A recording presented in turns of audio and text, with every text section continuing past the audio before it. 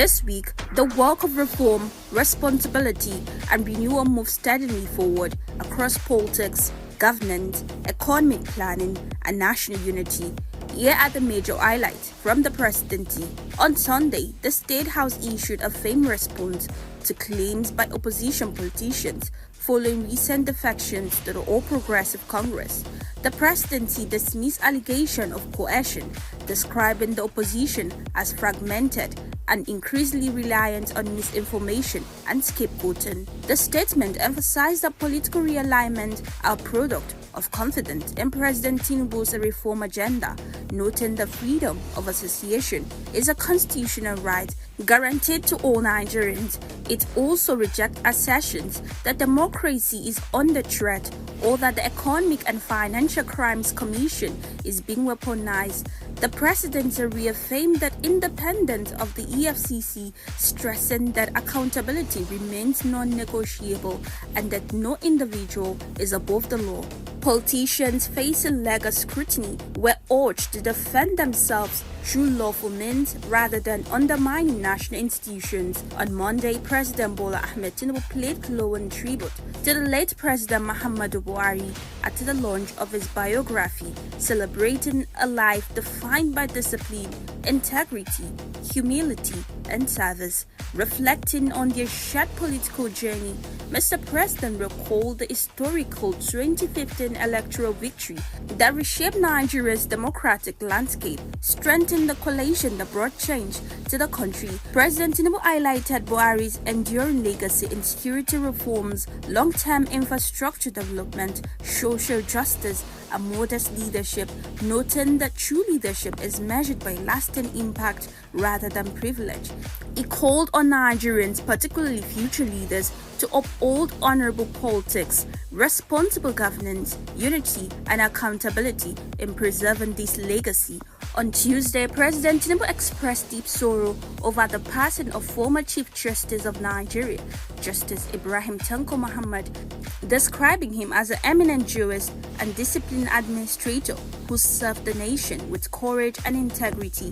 He noted that Justice Tanko's career, which culminated in his tenure as CGN from 2019 to 2022, was marked by unwavering commitment to the rule of law. Mr. President extends condolences to the bereaved family, the judiciary, the legal community, and the people of Bauchi State, praying for the peaceful repose of his soul. Later on Tuesday, Mr. President met with leadership of the Nigerian Labour Congress at the State House in Abuja. The meeting, led by NLC Chairman Comrade Joe Ejiro, also had in attendance the Chairman of the Progressive Governors Forum, Governor Opozo Dema, Governor Monday Okpobolo, and Nasir Idris, as well as the Minister of State for Labour. The engagement underscores continued dialogue between government and organized labor. On Wednesday, President Tinubu requested Senate approval for the nomination of new chief executives for the Nigeria Upstream Petroleum Regulatory Commission and the Nigeria Midstream and Downstream Petroleum Regulatory Authority. He nominated Orisimeiwa A. Aisen as CEO of NUPRC and engineer Saidu Aliyu Muhammad as CEO of NMDPRA, describing both nominees as seasoned professionals with decades of experience across Nigeria's oil, gas, and energy sector. Mr. President also received the monarch of Ogbia Kingdom, His Royal Majesty King Charles Owoba, alongside a delegation of community leaders at the presidential villa. The delegation expressed appreciation for key national appointments involving their sons and daughters and presented priority development needs, including road infrastructure, shoreline protection, strategic bridge, and the establishment of a petroleum institution in Olobere. Later that day, President Tinubu and Vice President Kashim Shettima led APC leaders to the party's national caucus meetings in Abuja. On Thursday, President Tinubu approved the reconstitution of the board of the Nigeria Electricity Regulatory Commission following Senate confirmation of its members. he charged the new board to deepen reforms in the power sector in line with the Electricity Act of 2023, emphasizing effective regulations, improved service delivery, and sustained transformation of Nigerians' electricity industry. On Friday, President Tinubu presented the 2026 appropriation bill to a joint session of the National Assembly, describing it as a critical phase in Nigeria's reform journey after 2.5 years of tough but necessary economic adjustment. The 58.18 trillion budget themed the budget of consolidation, renewed resilience, and shared prosperity, prioritize security, infrastructure, education, healthcare, agriculture, and human capital development. Mr. President highlighted improving economic indicators, reaffirmed fiscal discipline, and pledged stronger accountability, effective execution, and job-rich growth aimed to reducing poverty and protecting vulnerable Nigerians.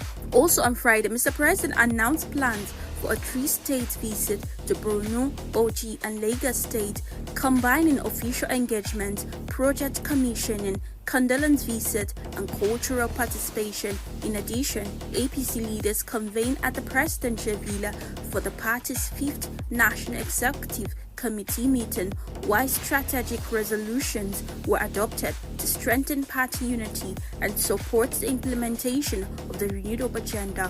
On Saturday, President Tinubu commenced his 3-state tour in Borno State, where he commended Governor Babangida Zulum for people-centered investment in education, healthcare, and transportation in Maiduguri. Mr. President commissioned key infrastructure projects, including the international wings of the Muhammad Buhari Airport, new transport system, electric vehicles, and model schools, reinforcing the administration's focus on development and education. He later attended a traditional wedding ceremony in line with Kanuri custom before proceeding to Bauchi State.